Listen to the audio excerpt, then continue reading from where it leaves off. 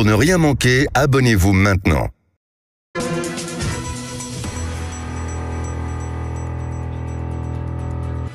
Et nous sommes en direct sur Sud Radio, allocution d'Emmanuel Macron d'une durée de 13 minutes. Emmanuel Macron qui reconnaît effectivement que la colère des Français, la réforme n'a pas été acceptée. Selon Emmanuel Macron qui propose de travailler, Philippe, sur 3 chantiers principaux. Absolument, 3 chantiers. Le premier, le travail. Le second, la justice et l'ordre. Le troisième, le progrès. Avec nous pour en parler, Philippe Bilger, qu'on ne présente plus. Ça vous va, Philippe Bilger? Vraie voix, c'est votre plus grand titre de gloire. Vraiment. Et Mickaël Sadoun, chroniqueur et consultant. Et on a avec nous Pierre-Frédéric Billet, maire Les Républicains de Dreux. Bonsoir. Bonsoir. On va déjà demander une première réaction à Mickaël Sadoun et à Philippe Bilger avant de vous écouter. Philippe Bilger, 13 minutes. D'abord, je félicite très modestement le président d'avoir su faire court. Ça n'est pas dans ses habitudes et 13 minutes, c'est une bonne durée pour un discours s'il veut être convaincant. Pour le reste, et j'aurai d'autres interventions si vous le permettez. Est-ce que vous avez été, vous, convaincu? Non, pour une raison simple, mais sans doute suis-je un petit peu de parti pris, c'est que à la fièvre et à la crise d'un pays, il ne propose même pas de remède. Il développe quelque chose que j'ai déjà entendu lors de l'entretien récent, lors des vœux de 2022. Il me semble que ce volontarisme abstrait, ces engagements, ces promesses, à supposer que les Français y croient, ne sont plus de nature à calmer la colère sociale. Pardonnez-moi. Non, mais je vous en prie. Mickaël Sadoun, avant d'aller retrouver Pierre-Frédéric Billet pour la première réaction politique, votre première réaction à chaud, 13 minutes, avec ces 3 chantiers prioritaires, c'est vrai qu'il y a un petit air de déjà entendu? Alors il y a non seulement une redondance, mais en plus je trouve qu'il y a un côté décalé par rapport aux revendications populaires, c'est tout. Il y a eu une demande du pays, il y a eu, je dirais, une question du pays, et la réponse d'Emmanuel Macron est tombée totalement à côté. Après... il a décidé de jouer ses stratégies de communication. Le pays est en train de crier et il lui dit, écoutez, vous inquiétez pas, taisez-vous le temps que je fasse les choses et vous inquiétez pas. J'ai entendu la colère, vous mais serez rémunéré. circuler, il n'y a rien à voir tout de même sur la réforme des retraites. Après, sur les 3 projets qu'il a déployés, moi je le trouve plutôt crédible sur le travail. C'est vrai que les réformes de la formation ont été utiles, elles ont été bénéfiques. C'est vrai que la France est un pays attractif économiquement au niveau européen. Par contre, sur la justice et l'ordre public, je trouve qu'il n'est pas crédible. Je pense que le problème de l'immigration, il a parlé principalement de l'immigration illégale, mais que le problème de l'immigration légale n'est absolument pas tenu. Idem quand il parle de l'école, il parle absolument pas des problèmes d'enseignement, de difficultés de concentration, de pénétration aussi des nouvelles technologies qui changent totalement la donne de l'éducation. Il en est au remplacement des professeurs. De la laïcité. Oui, c'est ça. Oui. Il en est encore à des mesurettes là où on demanderait des chantiers vraiment d'envergure. Donc crédible sur le premier pilier, moins sur les 2 autres. Avec nous, Pierre-Frédéric Billet, maire Les Républicains de Dreux. Bonsoir. Bonsoir. Alors, comment jugez-vous l'intervention du président de la République sur le fond et sur la forme? Alors écoutez, c'est ce que dit Philippe Bilger, il a tout à fait raison. Quand on l'écoute, c'est bien monté, c'est bien dit, on peut partager une partie de l'analyse, voire une grande partie de l'analyse, mais c'est toujours le même problème. Si vous prenez par exemple la question de l'indépendance, qu'il a repris 3 fois dans son discours, c'est intéressant. Quelle est la réalité? L'indépendance pharmaceutique suite au Covid, ça a très très peu avancé, voire pas du tout avancé. On a un problème sur les molécules de base que nous n'avons pas en France et en Europe. Je prendrai l'indépendance militaire. Alors là, on a un choc actuellement avec l'Ukraine, où on se pose des questions. Il y a un plan de 400 milliards, mais en réalité, les 400 milliards sont largement insuffisants. Il en faudrait au moins 600, 650 milliards. Et puis, l'indépendance alimentaire. On voit bien qu'on est en baisse aujourd'hui. On était exportateur réellement net. Aujourd'hui, on commence à importer. Nos agriculteurs ont des grosses difficultés. On les embête avec toute une série de normes. On ne les encourage pas à reprendre des fermes et des exploitations. Et puis, la grande question, l'indépendance énergétique. On devait fermer, selon lui, 14 centrales nucléaires en 2017, d'ici 2035, et on va en ouvrir 6 nouvelles. Alors, il y a un discours qu'on connaît, qui est bien huilé, qui est intelligent, qu'on peut partager. Ce que disait Philippe Bilger a tout à fait raison. Mais la réalité, c'est que en même temps, c'est en même temps n'importe quoi. C'est-à-dire qu'on dit des choses, mais que derrière, ça ne déroule pas. Et on peut quand même se poser une question sérieuse sur aujourd'hui l'État et son rôle dans des grandes questions stratégiques de notre pays. Clairement, Pierre-Frédéric Billet, Emmanuel Macron en difficulté, va avoir du mal à gouverner. On l'a vu sur cette séquence de la réforme des retraites. Il va avoir particulièrement besoin de vous, les Républicains. Vous, quelle va être votre position sur les prochaines réformes ? Alors écoutez, c'est extrêmement simple. Je veux dire, si on est concret, les LR, les Républicains se sont fait piéger par cette réforme. Parce qu'effectivement, on avait l'ambition aussi de réformer. Mais sur le fond et la forme, ça va pas du tout. Le diable se cache dans les détails, comme on dit. Et en fait, effectivement, les LR se sont fait piéger. On a été censurés par le Conseil constitutionnel. Certainement, le Conseil d'État avait déjà fait une note là-dessus et le gouvernement le savait. Et puis, on se retrouve un peu comme ça, au milieu du gué. On sait plus trop comment se positionner. Et puis, cette réforme, en réalité, il y a un problème de fond. Alors, je ne sais pas si je peux faire une petite analyse de 30 secondes. On en parle mais parce que c'est une question fondamentale. Je pense que le calcul comptable qu'a fait le gouvernement et M. Macron est une erreur fondamentale pour notre productivité en France. En réalité, quand on regarde les chiffres, la productivité des travailleurs, comme dit la gauche, les salariés français, est plutôt très bonne en Europe. Et en réalité, le Covid a cassé la relation des Français avec le travail. Et en fait, cette question devait être la question fondamentale des relations des Français au travail et ne pas les décourager en rajoutant 2 ans de plus. C'est ça l'erreur fondamentale. Il fallait mettre tout sur la table avec les syndicats, le patronat et tous les corps intermédiaires que M. Macron semble, au gré des circonstances, redécouvrir. C'est une erreur fondamentale. Et vous verrez que dans les années qui viennent, la productivité de la France va chuter à cause de cette agression contre les salariés en France. Très rapidement, oui. Pierre-Frédéric Billet, avant qu'on retrouve notre prochain invité, vous allez quand même accepter une forme de coalition si ça devait vous être proposé les prochains temps, rapidement ? Alors moi, très simplement, je suis contre parce que à l'exercice de cette réforme qui était une réforme qui était nécessaire à la base, on s'est fait flouer. Quand on reprend les déclarations de Monsieur Dussopt en disant c'est une réforme de gauche, Monsieur Dupond-Moretti qui fait des bras d'honneur au président du groupe de l'Assemblée nationale. Comment voulez-vous contrarier des gens comme ça ? C'est pas possible, c'est pas sérieux, c'est Capharnaüm. Et moi, je pense que les LR, ils ont une carte à jouer en montrant que nous sommes un parti sérieux et de gouvernement pour les années qui viennent. Merci beaucoup, Pierre-Frédéric Billet, d'avoir été avec nous. Nous sommes désormais en compagnie de Nadia Hay, députée Renaissance des Yvelines et ancienne ministre de la Ville. Bonsoir Nadia Hay. Bonsoir à tous. Alors, je ne sais pas si on vous entend très bien, on va me dire ça dans le casque. Vous êtes avec nous en direct sur Sud Radio dans cette édition spéciale. Comment qualifieriez-vous les propos, l'allocution du président de la République? Même question qu'à votre prédécesseur, tant sur le fond que sur la forme. Écoutez, le président a été très clair. Il s'agissait d'un message qu'il a adressé en français, un message d'écoute. Il a pris conscience de la colère et des revendications qui sont nées de cette réforme des retraites. Et donc, c'est un message de franchise, mais aussi un message de projection vers l'avenir. Pardonnez-moi, Nadia, je vous coupe 2 minutes. Les sujets d'enjeu aussi. Pardonnez-moi, il a pris conscience de la colère, mais enfin, il ne retire pas sa réforme, il ne propose rien en ce sens. C'était la demande des Français aujourd'hui, qui sont majoritairement pour la poursuite du mouvement. Non, mais retirer la réforme, on l'a très clairement rappelé à plusieurs reprises, et lui-même et la Première ministre l'ont rappelé également.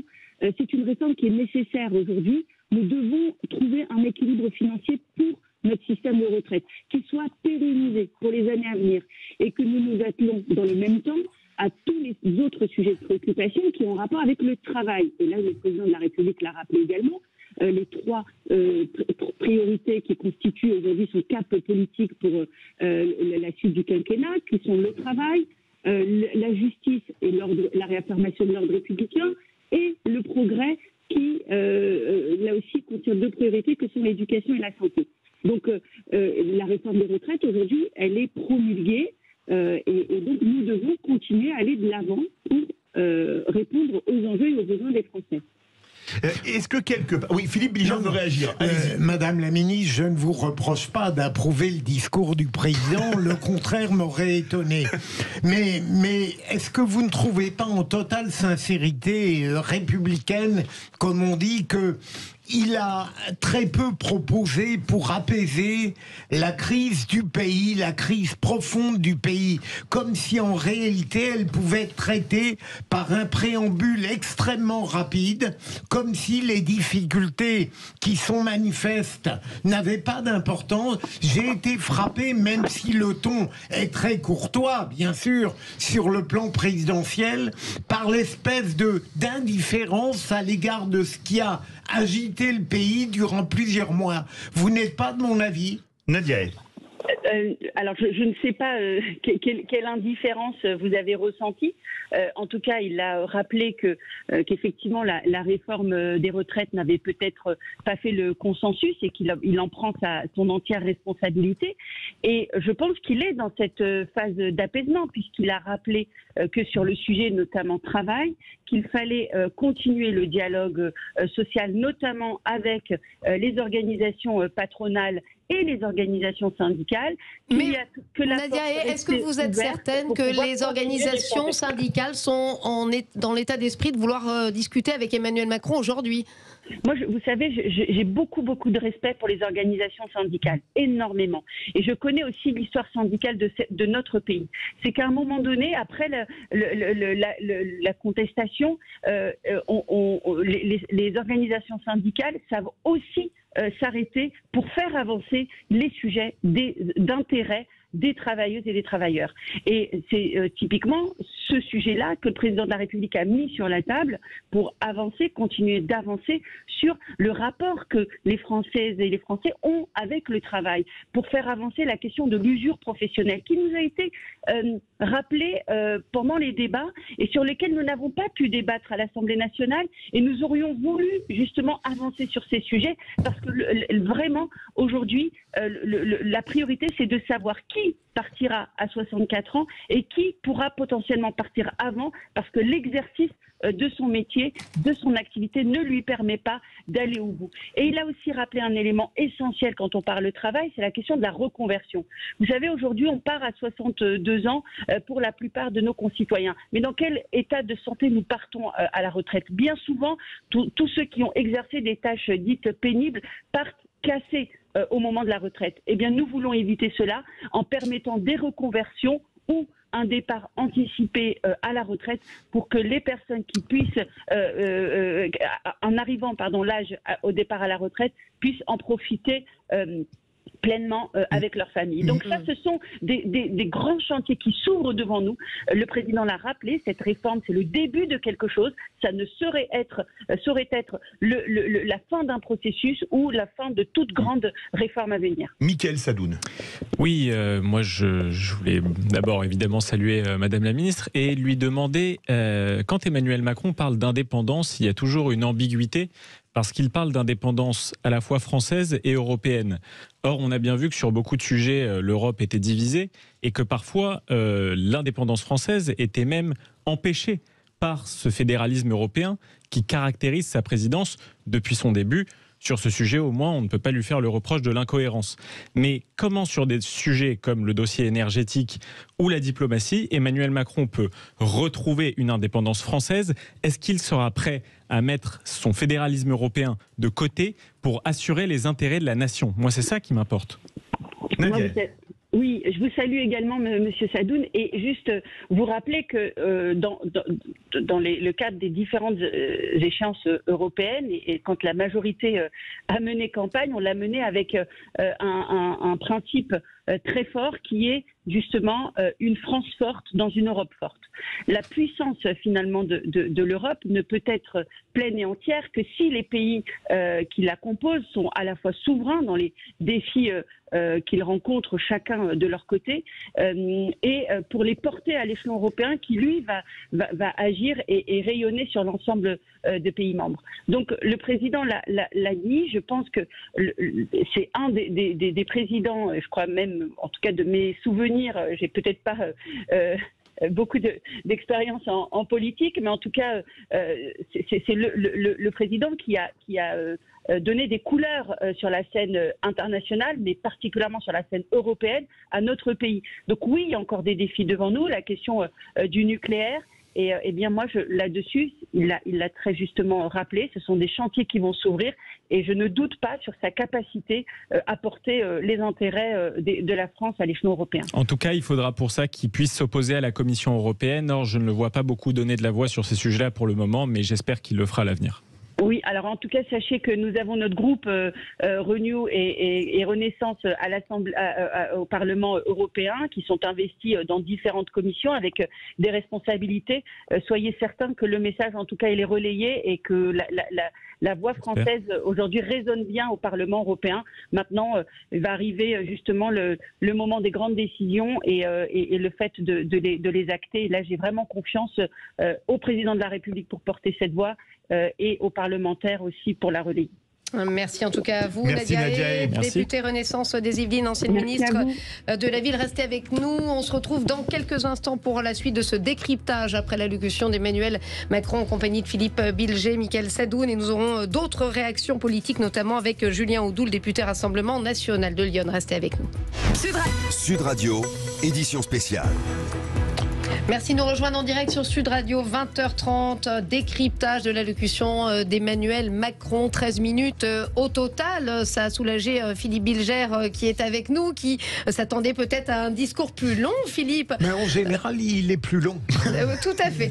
Mickaël Sadoun également avec nous pour décrypter. On a eu plusieurs réactions politiques. On va poursuivre. Philippe, David. Une question à nos vraies voix, c'est une réaction assez violente, on peut dire, du patron de la CFDT. Il a parlé, je cite, d'une espèce de vide. Vous avez raison, Philippe, parce que... Ça m'étonnerait qu'il aille demain matin à l'Élysée. Il n'ira pas de toute manière, mais il ne fait que confirmer ce que peut-être les uns et les autres on a pu éprouver. Une espèce de vide, c'est sans doute un peu dur, mais il parlait, ça n'est que du verbe, et à l'évidence, il y a un manque d'empathie. Tout cela, j'ai pu le constater de mon point de vue en écoutant le président de la République. Alors sur les trois objectifs... Je les répète, le travail, la justice et l'ordre républicain et démocratique et le progrès. Voilà. Sur le travail, si le problème des retraites n'était pas laissé de côté par le président, il est évident que ça pourrait intéresser très directement les forces syndicales. Le travail, d'ailleurs, ça a été répété. Il aurait fallu en parler d'abord profondément. L'ordre républicain, je ne crois pas que la CFDT soit insensible au problème de l'ordre républicain compte tenu du rôle très positif qu'elle a eu lors des manifestations. Quant au progrès, on y met ce qu'on veut dedans.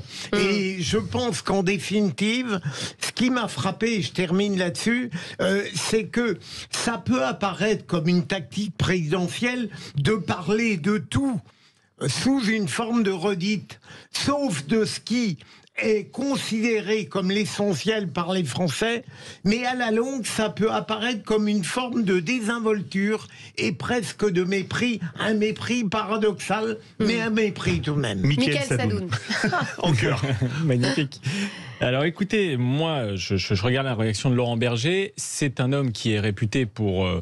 sa modération, son esprit républicain et sa réaction est assez CFDT, directe c'est pas Sudrail. et claire, exactement. Donc on voit mal comment, compte tenu de cette réaction, Emmanuel Macron va réussir à construire son renouveau démocratique s'il n'a pas du tout l'oreille des syndicats. Je comprends en plus cette réaction de Laurent Berger parce qu'il y a dans le discours d'Emmanuel Macron quelque chose qui ressemble à de la violence non assumée. C'est-à-dire que ça fait des mois qu'il y a un bras de fer qui se joue dans la rue, à l'Assemblée, avec des coups des deux côtés, parfois mesquins, de part et d'autre, qui se joue. Et Emmanuel Macron gagne ce bras de fer dans une certaine violence et une certaine précipitation. Il a promulgué la loi dès ce week-end.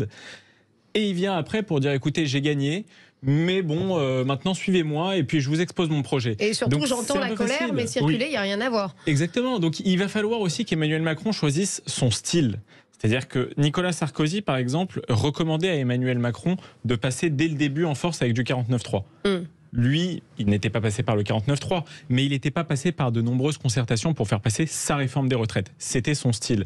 Hollande il avait une majorité à l'Assemblée nationale, et pas une majorité relative. Exactement. Hollande, dans un autre style, était beaucoup plus dans un style horizontal, mettait le Parlement, je dirais, un peu plus à l'honneur, parfois à son détriment, puisqu'il y a eu des frondeurs dans sa propre majorité.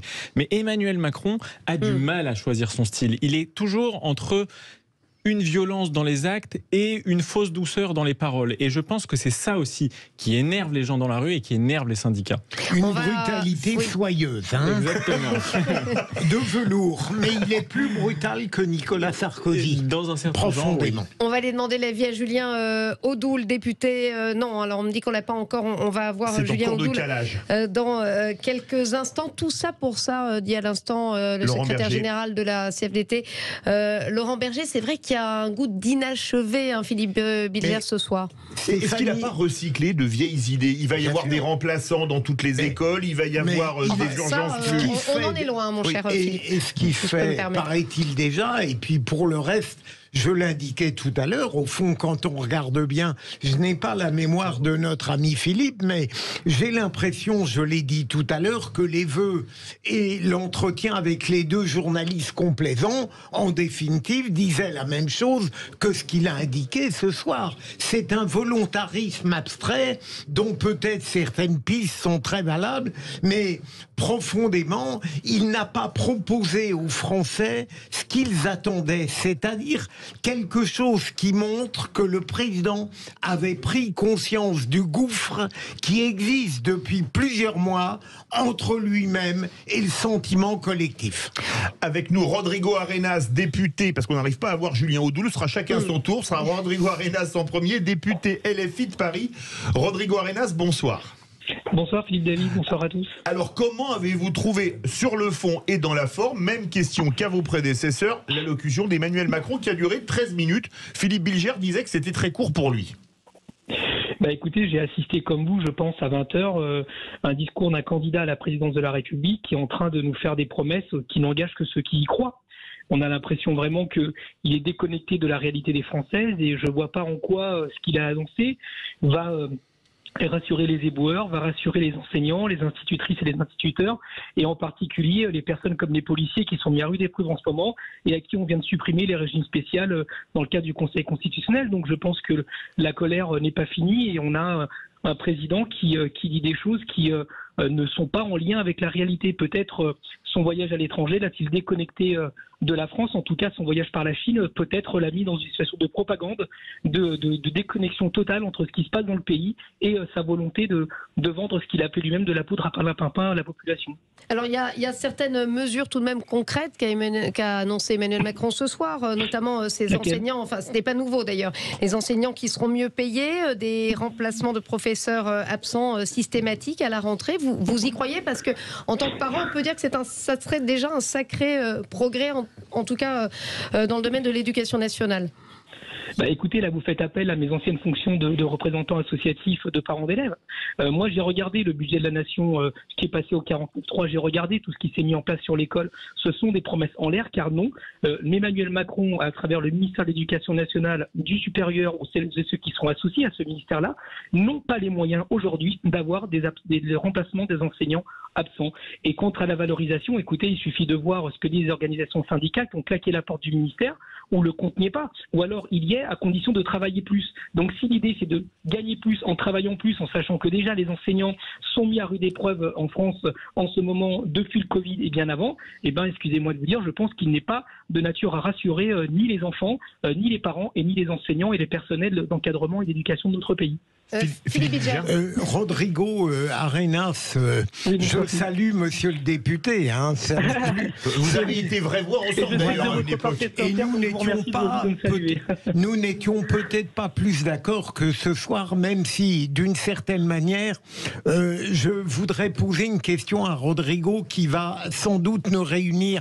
Moi, je suis très inquiet quand je vois la déconnexion du verbe du président avec le sentiment majoritaire du pays. Ce qui me frappe, pardon de dire cela, l'attitude de LFI sur le plan parlementaire n'a pas été quelque chose de respectable de mon point de vue. Mais je suis frappé de voir à quel point le discours qu'il a tenu ce soir n'est même pas de nature à rassurer les personnes, j'allais dire, modérées dans le camp de l'opposition.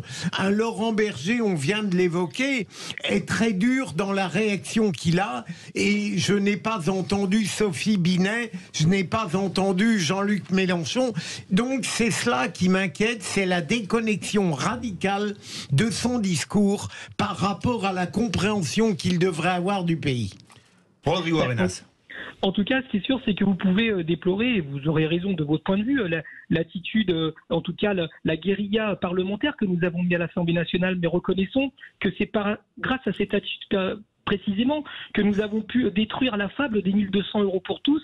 C'est grâce à cette attitude aussi que nous avons pu remettre en question et que les Françaises ont vu que cette réforme qui était censée être faite pour les femmes en fait se fait contre elles. C'est grâce à cette attitude-là et ces formes-là que nous avons pu démasquer en fait l'arnaque financière qui était cette réforme des retraites. Donc vous pouvez tout à fait, et c'est tout à fait légitime, cher Bullière, que vous ne cautionnez pas cette attitude que nous avons pu avoir les uns les autres à l'Assemblée nationale. Pour autant, il faut nous reconnaître tout de même que c'est par cette attitude-là que nous avons pu finalement faire grandir cette colère dans le verbe et sur les propositions, plutôt que simplement dans un rapport de force qui aurait pu dégénérer dans une violence. Donc je pense que notre attitude de mettre du fond et de décrypter cette réforme des retraites pour les Françaises et les Français, même en n'étant pas d'accord avec la LFI sur les propositions que nous pourrions faire, pour autant a permis de conscientiser la population, et que dans les manifestations dans lesquelles je vais, vous savez, il y a des Françaises et des Français qui ont aujourd'hui tous le même mot d'ordre, 60 ans, 40 ans, et on va discuter sur la suite, parce que le système des retraites, nous le savons tous, n'est pas en faillite. Un État ne fait pas faillite. Ce qui fait faillite, ce sont les banques. Et en l'occurrence, d'adosser le système des retraites aux banques, c'est ça qui va faire la faillite, car les classes moyennes de notre pays, et nous le savons tous, vont plutôt cotiser dans des fonds de pension comme ça a eu lieu dans mon pays d'origine au Chili, parce que les institutions, le service public et le système français ne leur garantit pas d'avoir une sécurité et une retraite digne une fois le temps de travail écoulé. Mickaël Sadoun. Bon, je voudrais d'abord passer un salut républicain, monsieur le député, mais je ne suis pas d'accord avec lui du tout. La France Insoumise et la NUPS, plus largement, n'a pas du tout permis de dévoiler les mascarades communicationnelles du gouvernement. En l'occurrence, les 1200 €, c'est le fameux thread de Mickaël Zemmour qui a permis quand même de le révéler. Lui s'est adressé de manière extrêmement calme face aux médias, et il a pris du coup de l'importance, et sa technicité le servait beaucoup, et je le trouvais toujours très intéressant. Ensuite, il faut dire que tous les moyens politiques n'ont pas été mis en œuvre. Le débat n'a pas été mené jusqu'au bout. La motion référendaire du Rassemblement national n'a pas été votée. Vous n'avez même pas été présent dans l'Assemblée. Donc sur ce sujet, vous avez tenu beaucoup plus à votre posture qu'à vos idées. Je m'excuse de le dire. Et enfin, le RIP qui a été déposé devant le Conseil constitutionnel n'a pas été validé parce qu'il était fait de manière qui n'était pas sérieuse. Donc en tant que représentant de gens qui s'opposent à cette réforme, moi je pense que vous auriez pu les représenter beaucoup mieux, et que cette violence et parfois je pense cet amateurisme a participé à un certain chaos dans le pays. Je vous le dis avec tout le respect que je vous dois. Justement, à propos de chaos dans le pays, on nous signale en ce moment même des actes de manifestation sauvages actuellement dans la capitale. Avec des poubelles en feu notamment. Rodrigo Arenas, est-ce que c'est quelque chose, c'est une colère que vous cautionnez ce soir, que vous jugez légitime ou que vous condamnez? Écoutez, pour ce qui nous concerne, nous avons appelé à nous rejoindre les uns les autres, toutes celles et ceux qui le veulent, devant les mairies d'arrondissement sur Paris, puisque moi je suis député de Paris, pour faire taper les casseroles comme ce qui peut exister dans d'autres pays du monde quand ça ne va pas. Donc nous n'avons pas appelé à mettre le feu ni quoi que ce soit. D'ailleurs, vous le savez très bien, moi dans mon arrondissement, quand il y a eu la manifestation de Porte d'Italie, etc., ce sont même les manifestants qui ont empêché des personnes qui, de mon point de vue, n'étaient pas des vrais éboueurs qui renversaient des poubelles. Parce que les éboueurs, je les connais. Moi, quand je vais à la Tirue pour les soutenir, et je pense pas que... Enfin, je vous invite à venir avec moi, puisque je suis taxé d'amateurisme sur ces choses-là. Je vous invite à venir avec moi. Il a dit votre groupe. Non, oui. le groupe entier, je trouve, a fait preuve d'amateurisme. Et le RIP n'était pas conforme. Donc, à un moment donné, si on doit revenir sur ce que vous avez dit de façon très policée et très posée, je ne crois pas, je ne suis pas d'accord avec ce que vous dites. Pourquoi ? Parce qu'à chaque 49.3, nous avons posé une motion de défiance. Et vous ne pouvez pas nous reprocher de ne pas avoir voté celle du Rassemblement national, puisque, vous le savez, nous sommes le groupe majoritaire. Et vous ne pouvez pas nous reprocher d'avoir voté celle de Lyotte. Donc, vous savez très bien, ne faisons pas semblant sur les différences qu'il y a au sein de l'hémicycle parlementaire entre la LFI, la NUPES de façon générale, et le Rassemblement national. Pour autant, vous savez que dans le cadre parlementaire, nous avons démasqué dans le texte, dans les amendements et dans les propositions de loi, la question des 1 200 €, la question aussi des conditions des femmes dans cette retraite, avec notamment les carrières hachées. Et je pense que je vous invite vraiment à revoir les replays qui existent et aussi les positionnements que nous avons pris. Je ne crois pas qu'ils soient de nature à être taxés d'amateurisme. Je pense notamment à la démonstration qu'a fait mon collègue Adrien Clouet sur la question de la réforme des retraites, parce que d'ailleurs c'était son métier en tant que chercheur avant d'être député. Donc voilà, si la question que vous me posez, c'est est-ce que je cautionne des feux de poubelle, des affrontements, la réponse est non, mais j'ai envie de vous dire, regardez plutôt du côté du ministère de l'Intérieur, parce que c'est lui qui aujourd'hui, mais notamment des jeunes qui n'ont pas d'expérience des mouvements sociaux et notamment des choses collectives et spontanées, qui se retrouvent en garde à vue parce qu'à chaque mouvement, je vous dis, je suis dans les commissariats pour veiller à ce qu'on respecte le droit des jeunes et notamment des mineurs, qui n'est pas le cas dans notre pays aujourd'hui. Je vous dis, et j'ai des preuves de ce que je vous affirme là, parce que j'en ai fait l'expérience, et que, in fine, ce sont des jeunes qui sont redonnés à leurs parents ou qui sont relâchés le lendemain parce qu'on n'a rien à leur reprocher. Moi, je pense que la violence, elle est de ce côté-là et on ne peut pas reprocher aux gens aujourd'hui d'en avoir ras-le-bol, surtout après l'allocution du président Macron qui, en gros, leur dit « circuler, il n'y a rien à voir, je vous fais des promesses qui n'engagent que moi parce qu'on sait très bien, vous et moi, qu'il ne les tiendra pas parce qu'il ne veut pas les tenir, parce que ce n'est pas son projet. » Merci beaucoup Rodrigo Arenas, député à LFI de Paris, d'avoir été avec nous. Justement, la sécurité, le maintien de l'ordre, ça sera l'objet d'un sondage demain exclusif, fiducial pour Sud Radio. Merci à vous en tout cas d'avoir réagi en direct sur notre antenne. Et tout de suite, on retrouve Julien Audoul, député Rassemblement national de Lyon. Bonsoir. Bonsoir. Votre analyse sur le fond et sur la forme de l'allocution du président de la République, Julien Audoul. Même question pour commencer que vos prédécesseurs. Le fond, rien. La forme, rien. En fait, on est en train de commenter du rien. non, mais très clairement, je veux dire, cette allocution, elle est indécente tant sur le fond que sur la forme. Je veux dire, on n'attendait pas grand-chose, il est vrai, ça fait tellement d'années que nous sommes habitués à ces interventions, à ces monologues ou à ces dialogues avec lui-même, plus exactement, qu'on n'attendait pas grand-chose et on est quand même déçus.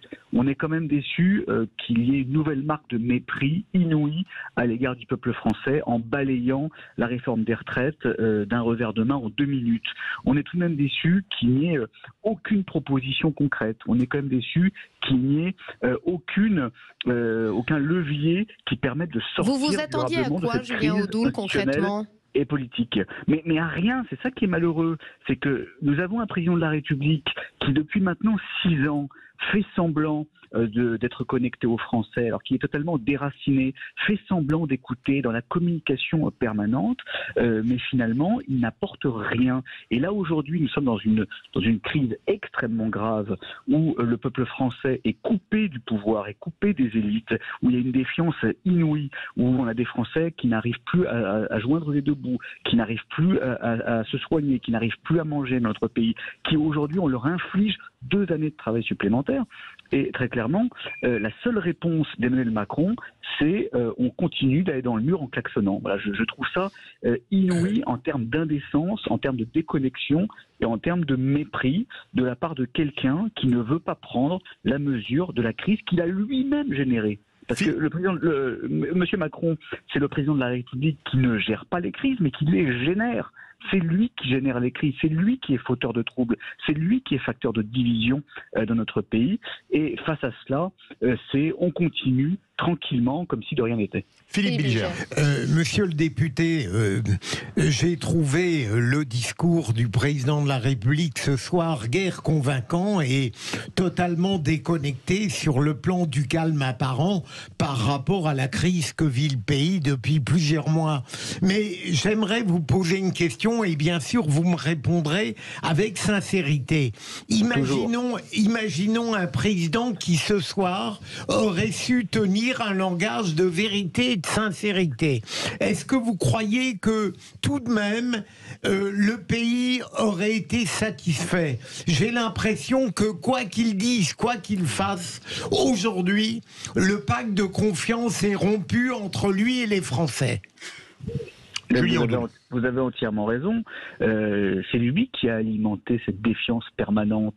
C'est lui, avec ses marques de mépris, avec ses petites phrases, avec ses insultes, avec ses politiques antisociales, qui a coupé le cordon entre le peuple souverain et la présidence de la République. C'est lui, effectivement, qui est responsable aujourd'hui de ce niveau d'impopularité et, pire que l'impopularité, d'indifférence.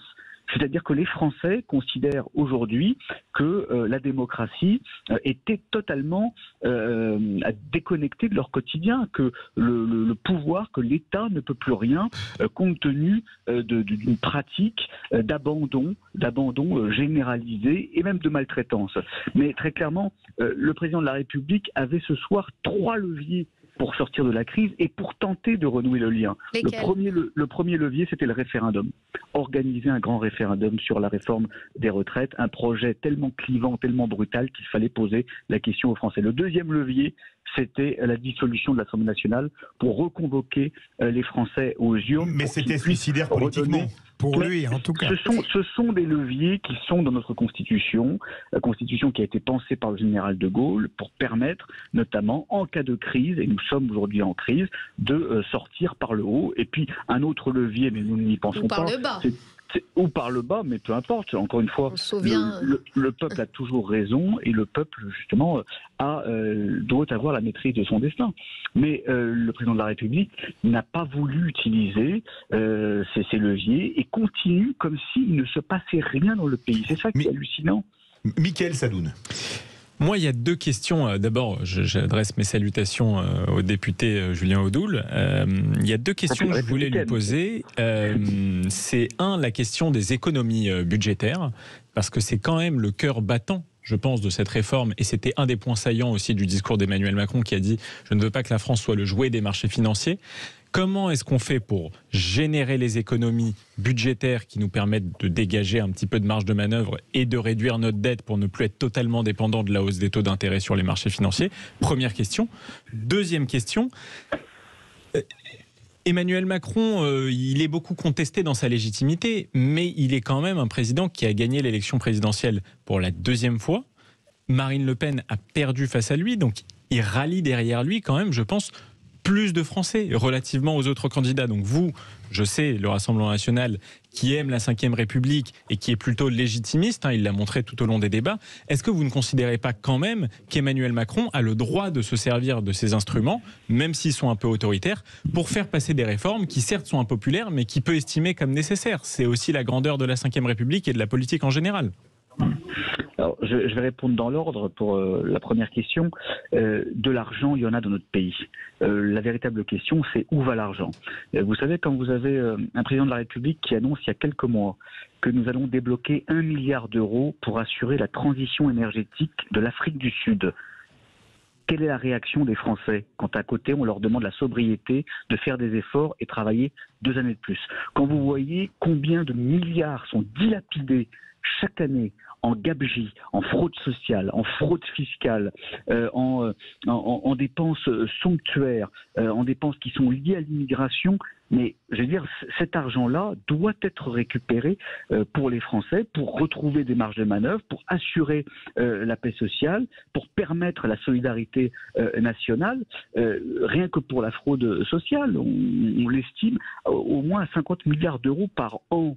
Voilà, donc tout ça, cet argent, il faut aller le récupérer, chose que ne fait jamais ce gouvernement comme les précédents. Donc c'est un faux débat à chaque fois d'agiter les marchés financiers, et Emmanuel Macron a bon dos de nous dire que nous devons rester libres et souverains, alors qu'il nous a mis dans la main à la fois des marchés financiers, de la mondialisation malheureuse, des intérêts américains et autres. Et ensuite, concernant la légitimité d'Emmanuel Macron, évidemment, il est tout à fait légitime. Emmanuel Macron, il a été élu, réélu. Pour autant, les Français ne lui ont pas donné les moyens de sa politique. On a oublié un petit peu un épisode démocratique qui s'appelle les élections législatives.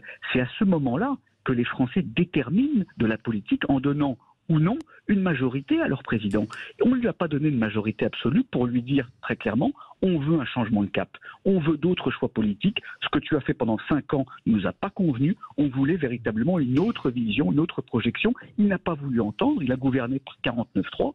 Donc on voit aujourd'hui finalement les échecs et le mur de cette politique d'obstruction, de passage en force répété. Julien Audoul, l'échec en fait du quinquennat. En ce moment même dans Paris, on revoit les éternelles images de violence, les feux de poubelle, certaines tensions avec des manifestants, notamment dans le quartier de la République. Votre réaction, est-ce que c'est une colère que vous estimez légitime ce soir ou que vous condamnez sans hésitation?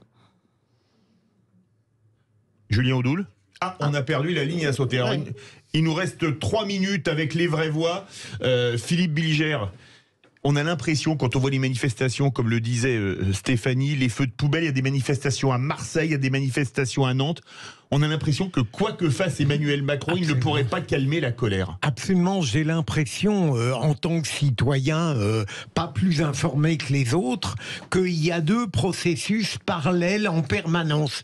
Il y a la France officielle, représentée par Emmanuel Macron, et une France qui, de toute manière, comme vous l'avez très bien dit, continue une forme d'opposition, contestation, comme si elle ne supportait plus définitivement la France et l'avenir qu'on lui propose. C'est très inquiétant parce qu'évidemment, dans l'opposition que je manifeste, la critique que je formule à l'égard de la politique d'Emmanuel Macron, en aucun cas, cela ne signifierait que je valide même 1/1000 de seconde les violences, les contestations, les dégradations, toute cette part d'opposition qui n'a plus rien de démocratique. Michael Sadoun. Oui. On a l'impression que quoi qu'il fasse, de toute façon, il ne peut pas calmer la colère des populaires. Oui, et c'est pour ça que moi, personnellement, je voudrais quand même distinguer entre les professionnels de l'énervement qui, quoi qu'il arrive, ne seront jamais satisfaits, et ceux qui s'opposent sur une base rationnelle et construite quand même. Le problème d'Emmanuel Macron, c'est que lui ne fait pas cette distinction et qui traite avec la même indifférence les radicaux comme les modérés. Or, si vous traitez les radicaux comme les modérés, vous ne faites pas honneur aux modérés, vous ne pouvez pas dialoguer avec eux. Il nous reste 1 minute 30, 1 minute 40. Quand on voit la situation, est-ce que quelque part il n'a pas manqué une grande annonce? Parce que finalement, le travail, la justice et l'ordre républicain et démocratique et le progrès, manifestement, ça fait pas rêver les fous. Mais vous avez raison, mais ça, c'est une perversion présidentielle, de mon point de vue. Pas seulement peut-être chez Emmanuel Macron, mais plus que chez les autres, le sentiment que si on répondait à la colère du pays, eh bien on perdrait sa majesté présidentielle. C'est absolument le contraire. Il aurait dû dire, comme l'a suggéré Stéphanie tout à l'heure et vous-même maintenant, il aurait dû proposer une mesure forte. Évidemment, pas son départ, comme le souhaitait Marine Le Pen hier, mais quelque chose qui réponde profondément. Un changement de Premier ministre ? Même si ça n'est pas suffisant de mon point de vue, mais quelque chose qui puisse répondre à la majorité de bonne foi de ses opposants. C'est ce qu'a très bien dit Michael à l'instant. La réindustrialisation du pays, alors c'est vrai que c'est un titre un peu générique, mais enfin, si vraiment c'était suivi par des actes, ça pourrait peut-être changer la donne. En 40 secondes. Totalement, parce qu'un des problèmes de la France, et même socialement, c'est qu'elle s'est désindustrialisée. Or, c'est l'industrie qui est vectrice aussi de mobilité sociale. La France est un pays qui pâtit aussi de sa structuration économique. Il y a trop de très grandes entreprises et de toutes petites entreprises. Là où il y a beaucoup d'ETI en Allemagne, comme en Italie, c'est lié aussi au développement industriel. Il y a beaucoup plus de mobilité sociale et beaucoup plus de syndicalisation. Et il a été l'un qui a détricoté justement cette industrie en tant que ministre de l'économie. Beaucoup. Cette prise de conscience, elle lui est arrivée relativement tard. Merci beaucoup à tous les deux, Philippe Bilger et Michael Sadoun, chroniqueur et consultant. Merci de votre venue sur Sud Radio. On a fait notre marathon de 4 heures pour une première. Ça s'est très bien passé. Merci à vous, messieurs. Merci. Et tout de suite, on remercie toute l'équipe, Aurore, Benoît, Justine, Félix. Tout de suite, ça va être beaucoup plus léger sur Sud Radio. Les clés d'une vie. Jacques Pessis reçoit Séverine Ferrer. Et nous, on se retrouve demain 17h. À demain, sans faute, 17h.